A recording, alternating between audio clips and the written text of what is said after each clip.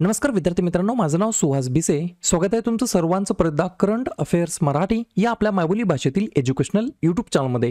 विद्यार्थी मित्रांनो, आज आहे 11 एप्रिल 2024.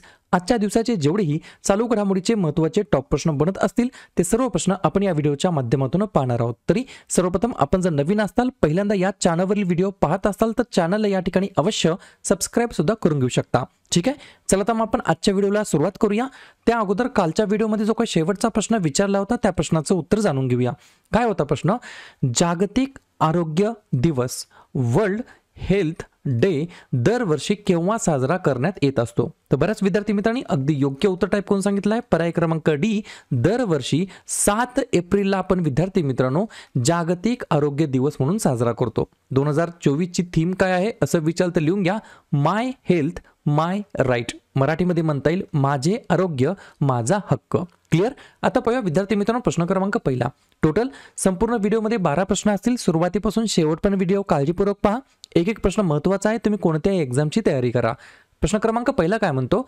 कोणत्या देशाचे सैन्य माउंट एव्हरेस्ट वरती जाऊन कचरा गोळा करण्याची मोहीम कॅम्पेन इनिशिएटिव्ह लवकरच सुरू करणार आहे? प्रश्न क्रमांक पहिल्याचं योग्य उत्तर आहे पर्याय क्रमांक डी, नेपाळ हे या प्रश्नाचं योग्य उत्तर असणार आहे. तर नेपाळ देशाचं जे काही लष्कर आहे, सैन्य आहे, ते माउंट एव्हरेस्ट याच्यावरती जाऊन कचरा गोळा करण्याचं या ठिकाणी इनिशिएटिव्ह सुरू करणार आहे. मला फक्त कमेंट करून सांगा माउंट एव्हरेस्ट या शिखराची उंची किती आहे, एवढंच मला तुम्ही कमेंट बॉक्समध्ये सांगायचं आहे. ठीक आहे, तोपर्यंत 2-3 एक्स्ट्रा पॉईंट लिहून घ्या. या देशाच्या लष्कराच्या म्हणण्यानुसार माउंटन क्लीनअप मोहिमेमध्ये 2019 मध्ये 110 टन कचरा या ठिकाणी जमा केला होता. ही team mount Everest, mount Lhotse आणि माउंट नुपत्से येथून कचरा आणणार आहे. हिमालयीन प्रदेशामध्ये प्लास्टिक कचरा हा एक मोठा या ठिकाणी धोका या ठिकाणी बनलेला आहे. प्लास्टिकचे जर आयुष्य विचारलं तर जवळपास 400 वर्षांपेक्षा जास्त आहे. या सर्व गोष्टी तुम्हाला लक्षात ठेवायच्या आहेत. ठीक आहे, तर पर्याय क्रमांक डी, नेपाळ हे या प्रश्नाचं योग्य उत्तर असणार आहे. नेपाळबद्दल सांगायचं म्हटलं तर लिहून घ्या, नेपाळचे नवीन अध्यक्ष बनलेत रामचंद्र पौडेल. नवीन उपाध्यक्ष आहेत राम सहाय प्रसाद यादव. नवीन पंतप्रधान आहेत पुष्पकमल दहल. नवीन मुख्य न्यायाधीश आहेत बिशंबर प्रसाद श्रेष्ठ. राजधानी आहे काठमांडू आणि चलन वापरलं जातं नेपाळी रुपया. पुढचा प्रश्न, प्रश्न क्रमांक दुसरा. कोणत्या राज्याने निवडणुकीशी संबंधित असलेल्या माहितीसाठी बूथ राबता नावाची वेबसाईट या ठिकाणी सुरू केलेली आहे? 2 नंबरच्या प्रश्नाचं योग्य उत्तर आहे पर्याय क्रमांक सी, पंजाब हे या प्रश्नाचं योग्य उत्तर असणार आहे. तर पंजाबनं काय केलेलं आहे? त्या जिल्ह्यातील जनतेला निवडणुकीशी संबंधित माहिती देण्याच्या उद्देशाने बूथ राबता नावाची वेबसाईट सुरू केलेली आहे. कशाबद्दल आहे ही गोष्ट? इलेक्शन बद्दल आहे. तर लगेच या येणाऱ्या 2-3 महिन्यासाठी तुम्हाला इलेक्शन कमिशन ऑफ इंडिया बद्दल हमखास प्रश्न विचारला जाणार. म्हणजेच काय? भारतीय निवडणूक आयोगाबद्दल. तर लिहून घ्या, हे तयार झालं 25 जानेवारी 1950 ला. दरवर्षी आपण राष्ट्रीय मतदार दिवस नॅशनल वोटर डे साजरा करतो 25 जानेवारीला. मुख्यालय आहे नवी दिल्ली या ठिकाणी. मुख्य निवडणूक आयुक्त आहेत राजीव कुमार 25व्या क्रमांकाचे. नवीन 2 निवडणूक आयुक्त नियुक्त केले आहेत, सुखबीर सिंग संधू आणि ज्ञानेश कुमार. प्रथम मुख्य निवडणूक आयुक्त होते सुकुमार सेन आणि प्रथम महिला निवडणूक आयुक्त होत्या VS रमादेवी. हे जे काही इलेक्शन कमिशन ऑफ इंडिया आहे याच्याबद्दल कलम 324च्या अंतर्गत वर्णन करण्यात आलेलं आहे. पाहूया पुढचा प्रश्न, प्रश्न क्रमांक तिसरा. पुस्तक आणि लेखकासंदर्भात प्रश्न आहे, विचारला जाऊ शकतो. लिहून घ्या, द आयडिया ऑफ डेमोक्रेसी नावाचं पुस्तक आहे. या पुस्तकाचे लेखक कोण आहेत? 3 नंबरच्या प्रश्नाचं योग्य उत्तर आहे पर्याय क्रमांक बी, सॅम पित्रोदा असं त्यांचं नाव आहे. त्यांनी या पुस्तकाचं लेखन केलेलं आहे. पुस्तकाचं नाव काय आहे? द आयडिया ऑफ डेमोक्रेसी असं या पुस्तकाचं नाव आहे. एक पॉइंट लिहून घ्या, हे जे काही पुस्तक आहे हे भारत आणि अमेरिका यासारख्या देशांमध्ये लोकशाहीची सद्यस्थिती आणि तिच्या संभाव्य आव्हानांचा या ठिकाणी शोध याच्यामध्ये सांगण्यात आलेला आहे. ठीक आहे, प्रश्न आहे या ठिकाणी पुस्तक आणि लेखकासंदर्भात. तर लगेच आपण काय करूया, नवनवीन या ठिकाणी जे काही प्रकाशित झालेले पुस्तक आहेत त्यांचे लेखक कोण आहेत त्याच्यावरती चर्चा करूया. लिहून घ्या, the James of Indian art हे पुस्तक लिहिलं आहे हरीश खुल्लर यांनी. कबीराचे जीवन, दृष्टी आणि गाणी हे पुस्तक लिहिलं आहे विपुल रिखी यांनी. Israel war diary Vishal Pandey. Unequal why India lags behind its neighbours Sawai Narayan. From a car shed to the corner room and beyond S. Raman. The man who lost India मेघना Pant. Doing business in uncertain times Ramesh Nair. Code dependent Madhumita Murgia आणि the idea of democracy Sam Pitroda. पाहूया पुढचा प्रश्न, प्रश्न क्रमांक 4. एक सणाचं नाव आहे, महोत्सवाचं नाव आहे गणगौर महोत्सव. हा कोणत्या राज्यातील महत्त्वाचा सण आहे, महत्त्वाचा इम्पॉर्टंट फेस्टिवल आहे? 4थ्या नंबरच्या प्रश्नाचं योग्य उत्तर आहे पर्याय क्रमांक ए राजस्थान, हे या प्रश्नाचं योग्य उत्तर असणार आहे.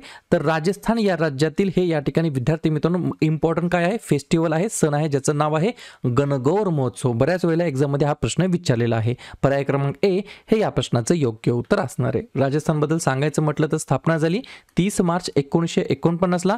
मुख्यमंत्री आहेत भजनलाल शर्मा, राज्यपाल आहेत कलराज मिश्रा आणि राजधानी आहे जयपूर. या ठिकाणी 3 महत्त्वाचे राष्ट्रीय उद्यान आहेत, मुकुंद्रा हिल्स, रणथंबोर आणि सरिस्का. आणि 4 महत्त्वाचे धरण आहेत, बिसलपूर, राणा प्रताप, गांधी सागर आणि जवाहर सागर. पाहूया पुढचा प्रश्न, प्रश्न क्रमांक 5. एप्रिल 2024 मध्ये अमेरिकन सर्जिकल असोसिएशन, ज्याला बोलता येईल ASA, द्वारे कोणाला मानद फेलोशिप देण्यात आलेली आहे? इम्पॉर्टंट प्रश्न आहे, विचारला जाऊ शकतो. 5व्या नंबरच्या प्रश्नाचं योग्य उत्तर आहे पर्याय क्रमांक डी डॉक्टर रघुराम यांना या ठिकाणी विद्यार्थी मित्रांनो 2024 एप्रिलमध्ये अमेरिकन सर्जिकल असोसिएशनच्या द्वारे मानद फेलोशिप देण्यात आलेली आहे. 2 पॉईंट लिहून घ्या. परदेशातील शस्त्रक्रिया करणाऱ्या सहकार्याला ASA देऊ शकणारी ही सर्वोच्च मान्यता आहे. आणि दुसरा पॉईंट लिहून घ्या. अमेरिकेच्या सर्वात जुन्या शस्त्रक्रिया संस्थेच्या 144 वर्षांच्या इतिहासामध्ये हा सन्मान मिळवणारे डॉक्टर रघुराम हे दक्षिण आशियातील 3रे या ठिकाणी सर्जन ठरलेले आहेत. त्याच्यामुळे तुम्हाला हा प्रश्न कदाचित विचारला जाऊ शकतो. पुढचा प्रश्न, प्रश्न क्रमांक 6. परदेशातील सिटवे नावाचं एक पोर्ट आहे, सिटवे नावाचं एक बंदर आहे, ते चालवण्याचे अधिकार भारताने मिळवलेले आहे. तर या ठिकाणी तुम्हाला हा प्रश्न काय विचारला जाऊ शकतो, हे जे काही सिटवे पोर्ट आहे, सिटवे बंदर आहे, कोणत्या देशामध्ये स्थित आहे? 6व्या नंबरच्या प्रश्नाचं योग्य उत्तर आहे पर्याय क्रमांक सी म्यानमार, हे या प्रश्नाचं योग्य उत्तर असणार आहे. 2-3 पॉईंट लिहून घ्या. इराणच्या चाबहार बंदरानंतर भारताकडून चालवले जाणारे हे दुसरे विदेशी बंदर आहे. दुसरा पॉईंट, कलादान नदीवरती बांधण्यात येणाऱ्या मल्टी मॉडल ट्रान्झिट कनेक्टिव्हिटी प्रकल्पाअंतर्गत म्यानमारमधील सिटवे बंदर भारताच्या मिझोरम राज्याशी जोडले जाणार आहे. आणि तिसरा पॉईंट लिहून घ्या.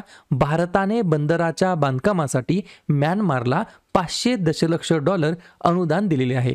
2 प्रश्न तुम्हाला विचारले जाऊ शकतात. एक, सिटवे बंदर कुठे आहे? तर ते आहे म्यानमारमध्ये. जर तुम्हाला असं विचारलं सिटवे बंदर आता चालवायचा अधिकार भारताला मिळालेला आहे, अशा प्रकारचं परदेशी हे सिटवे बंदर दुसऱ्या क्रमांकाचं आहे, मग पहिल्या क्रमांकाचं कोणतं होतं? तर इराणमधील चाबहार बंदर असं त्या बंदराचं नाव आहे. पुढचा प्रश्न, प्रश्न क्रमांक 7. महात्मा ज्योतिबा फुले जयंती केव्हा साजरी करण्यात येत असते? 7व्या नंबरच्या प्रश्नाचं योग्य उत्तर आहे पर्याय क्रमांक बी 11 एप्रिलला, म्हणजेच आजच्या दिवशी विद्यार्थी मित्रांनो दरवर्षी आपल्या महात्मा ज्योतिबा फुले यांची आपण जयंती साजरी करतो, दरवर्षी 11 एप्रिलला. यांच्याबद्दल 2-3 गोष्टी लिहून घ्या. यांचा जन्म झाला 11 एप्रिल 1827ला. यांच्याबद्दल काही महत्त्वाची पुस्तकं आहेत जी की एक्झाममध्ये परत परत विचारली जातात, जसं की तृतीया रत्न, गुलामगिरी, शेतकऱ्यांचा आसूड आणि ब्राह्मणांचे कसाब. आणि यांचं निधन झालं आहे 28 नोव्हेंबर 1890ला. ठीक आहे, प्रश्न कशा संदर्भात आहे? महत्त्वाच्या दिवसाबद्दल. तर लगेच एप्रिल महिन्यातील जे काही महत्त्वाचे दिवस आहेत त्याच्यावरती आपण चर्चा करूया. लिहून घ्या. 1 एप्रिल ते 7 एप्रिल पहिला आठवडा आपण अंधत्व प्रतिबंध आठवडा म्हणून आपण साजरा करतो. 2 एप्रिल आंतरराष्ट्रीय बाल पुस्तक दिवस. 4 एप्रिल खान जागृतीसाठी आंतरराष्ट्रीय दिवस. 5 एप्रिल राष्ट्रीय सागरी दिवस. 7 एप्रिल जागतिक आरोग्य दिवस. 9 एप्रिल जलसंधारण दिवस. 11 एप्रिल महात्मा ज्योतिबा फुले यांची जयंती तसेच जागतिक पार्किन्सन दिवस असतो. 13 एप्रिल जालियनवाला बाग स्मृती दिवस. 14 एप्रिल डॉक्टर बाबासाहेब आंबेडकर यांची जयंती. 15 एप्रिल जागतिक कला दिवस तसेच जागतिक सांस्कृतिक दिवस. 16 एप्रिल जागतिक ध्वनी दिवस. 18 एप्रिल आंतरराष्ट्रीय स्मारके व जागा दिवस आणि जागतिक वारसा दिवस. 21 एप्रिल भारतीय नागरी सेवा दिवस. 22 एप्रिल जागतिक पृथ्वी दिवस. 23 एप्रिल जागतिक पुस्तक दिवस आणि इंग्रजी भाषा दिवस. 24 एप्रिल भारतीय पंचायती राज दिवस. 25 एप्रिल जागतिक मलेरिया दिवस, 26 एप्रिल जागतिक बौद्धिक मालमत्ता दिवस आणि 29 एप्रिल आंतरराष्ट्रीय नृत्य दिवस. क्लिअर. पुढचा प्रश्न क्रमांक 8. पीटर पेलेग्रिनी नुकतेच कोणत्या देशाचे नवीन राष्ट्राध्यक्ष झालेले आहेत? 8व्या नंबरच्या प्रश्नाचं योग्य उत्तर आहे पर्याय क्रमांक ए, स्लोवाकिया नावाचा देश आहे. या ठिकाणी विद्यार्थी मित्रांनो, या देशाचे नवीन प्रेसिडेंट म्हणून पीटर पेलेग्रिनी असं त्यांचं नाव आहे. त्यांची या ठिकाणी काय झालेली आहे? नियुक्ती झाली आहे, निवड झालेली आहे. तर स्लोवाकिया हे या प्रश्नाचं योग्य उत्तर असणार आहे. प्रश्न आहे नवीन अध्यक्षाबद्दल. तर लगेच आपण चर्चा करूया. 2023-24 मध्ये वेगवेगळ्या देशांचे जे काही नवनवीन अध्यक्ष, राष्ट्रपती, प्रेसिडेंट झालेले आहेत त्याच्यावरती चर्चा करूया. जसं की फिनलँडचे आहेत अलेक्झांडर स्टब, अमेरिकेचे आहेत जो बायडन, मालदीवचे आहेत मोहम्मद मुइझू, पाकिस्तानचे आहेत आसिफ अली झरदारी, अर्जेंटिनाचे आहेत जेवियर मायेली, इक्वेडोरचे आहेत डॅनियल नोबोआ, काँगोचे आहेत फेलिक्स शिशेकेडी, इजिप्तचे आहेत अब्देल फताह अल सिसी, अझरबैजानचे आहेत इल्हाम अलिएव, हंगरीचे आहेत तामस सुलिओक, इंडोनेशियाचे आहेत प्रबोवो सुबियांतो आणि स्लोवाकियाचे आहेत पीटर पेलेग्रिनी. पुढचा प्रश्न क्रमांक 9. मार्च 2024 या महिन्यासाठी ICC mail player of the month म्हणून कोणाची निवड करण्यात आलेली आहे? 9व्या प्रश्नाचं योग्य उत्तर आहे पर्याय क्रमांक डी, कामिंदू मेंडिस असं त्यांचं नाव आहे. श्रीलंका या देशाला हे बिलॉंग करतात. तर त्यांना या ठिकाणी विद्यार्थी मित्र किंवा या खेळाडूची मार्च महिन्यासाठी ICC player of the month म्हणून या ठिकाणी निवड झालेली आहे. जर तुम्हाला असं विचारलं 2024 मध्ये पहिल्या महिन्यामध्ये कोणाची निवड झाली तर लिहून घ्या. 2024 मध्ये पहिल्या महिन्यामध्ये म्हणजेच जानेवारीमध्ये शामर जोसेफ जे की वेस्ट इंडिजचे खेळाडू आहेत त्यांची नियुक्ती झाली प्लेयर ऑफ द मंथ म्हणून. त्याच्यानंतर फेब्रुवारी 2024 मध्ये आपल्या भारताच्या यशस्वी जयस्वाल या खेळाडूची या ठिकाणी नियुक्ती झाली म्हणजेच निवड झाली प्लेयर ऑफ द मंथ म्हणून. आणि मार्च 2024 मध्ये कोणाची? कामिंदू मेंडिस जे की श्रीलंका देशाला बिलॉंग करतात त्यांची या ठिकाणी ICC mail player of the month म्हणून निवड झाली. हे जे काही पुरस्कार देण्यास सुरुवात कधी झाली? 2021 जानेवारीपासून. सगळ्यात पहिला हा पुरस्कार कोणाला देण्यात आला तर आपल्या भारताच्या ऋषभ पंत या खेळाडूला. हे झालं मेल प्लेयर बद्दल या ठिकाणी म्हणजेच काय म्हणता येईल पुरुष खेळाडू बद्दल. अशाच प्रकारे पुढचा प्रश्न आहे मार्च 2024 महिन्यासाठी ICC female player of the month म्हणून कोणाची निवड झालेली आहे? 10व्या नंबरच्या प्रश्नाचं योग्य उत्तर आहे पर्याय क्रमांक सी, ॲनाबेल सदरलँड. माफ करा या ठिकाणी पर्याय क्रमांक डी हे या प्रश्नाचं योग्य उत्तर असणार आहे. माईया बौचीर असं त्यांचं नाव आहे. करेक्शन करून घ्या. पर्याय क्रमांक डी 10व्याचं योग्य उत्तर असणार आहे. माईया बौचीर असं त्यांचं नाव आहे. त्यांना या ठिकाणी मार्च 2024 साठी ICC female player of the month म्हणून निवड झालेली आहे. मग याही ठिकाणी सुरुवातीपासून लिहून घ्या. 2024 मध्ये जानेवारी महिन्यासाठी कोणाची निवड झाली तर आयर्लंडच्या महिला खेळाडू आहेत एमी हंटर यांची निवड झाली आहे. फेब्रुवारी 2024 साठी तर अनाबेल सदरलँड यांची नियुक्ती झाली आहे. ऑस्ट्रेलियाचे महिला खेळाडू आहेत आणि या सुद्धा पुरस्काराला सुरुवात झाली 2021 मध्ये. सर्वात पहिल्यांदा हा पुरस्कार देण्यात आला साऊथ आफ्रिकेच्या शबमीन इस्माईल या महिला खेळाडूला. दोन्ही गोष्टी महत्त्वाच्या आहेत. कसाही प्रश्न फिरून विचारला जाऊ शकतो. पुढचा प्रश्न क्रमांक 11. वित्त आयोगामध्ये अध्यक्ष आणि इतर किती सदस्य असतात? 11व्या नंबरच्या प्रश्नाचं योग्य उत्तर आहे पर्याय क्रमांक बी, एकूण या ठिकाणी अध्यक्षासकट 4 सदस्य असतात. नुकतीच या ठिकाणी काय केलेलं आहे राष्ट्रपतींनी 16व्या वित्त आयोगाचे पूर्ण सदस्य म्हणून मनोज पांडे यांची नियुक्ती केली आहे. त्याच्यामुळे हा प्रश्न विचारला जाऊ शकतो. आणि दुसरा पॉईंट लिहून घ्या. 31 डिसेंबर 2023 रोजी राष्ट्रपती मुर्मू यांनी घटनेच्या कलम 280 अंतर्गत 16व्या वित्त आयोगाची स्थापना केलेली होती. तर असाही प्रश्न कदाचित विचारला जाऊ शकतो. अशा प्रकारे शेवटचा प्रश्न क्रमांक 12. भारतीय महिला हॉकी संघाच्या प्रशिक्षकपदी कोणाची नियुक्ती करण्यात आलेली आहे? तर पर्याय क्रमांक ए, हरेंद्र सिंग असं त्यांचं नाव आहे. त्यांना या ठिकाणी विद्यार्थी मित्रांनो जे काही इंडियन वुमन हॉकी टीम आहे त्याचे या ठिकाणी कोच म्हणून त्यांची नियुक्ती करण्यात आलेली आहे. मग मला कमेंट करून सांगा भारतीय महिला हॉकी संघाचे कॅप्टन कोण आहेत एवढंच मला तुम्ही कमेंट बॉक्समध्ये सांगायचं आहे. क्लिअर. तर अशा प्रकारे विद्यार्थी मित्रांनो हे होतात 12 प्रश्न. उपक्रम कंटेंट हा जो काही प्रयत्न आम्ही सुरू केला आहे मराठी भाषेमध्ये हा कसा वाटतो नक्कीच कमेंट करत चला. आणि या ठिकाणी तुमच्यासाठीचा आजचा खास प्रश्न, महाराष्ट्र राज्यातील कोणत्या जिल्ह्यातील सतार आणि तानपुरा यांना या ठिकाणी GI टॅग मिळालेला आहे? सातारा, सांगली, सोलापूर की लातूर? तर ज्या पण विद्यार्थी या प्रश्नाचं योग्य उत्तर येत असेल त्या प्रश्नाचं उत्तर तुम्ही कमेंट बॉक्समध्ये बिंदासपणे टाईप करून सांगा.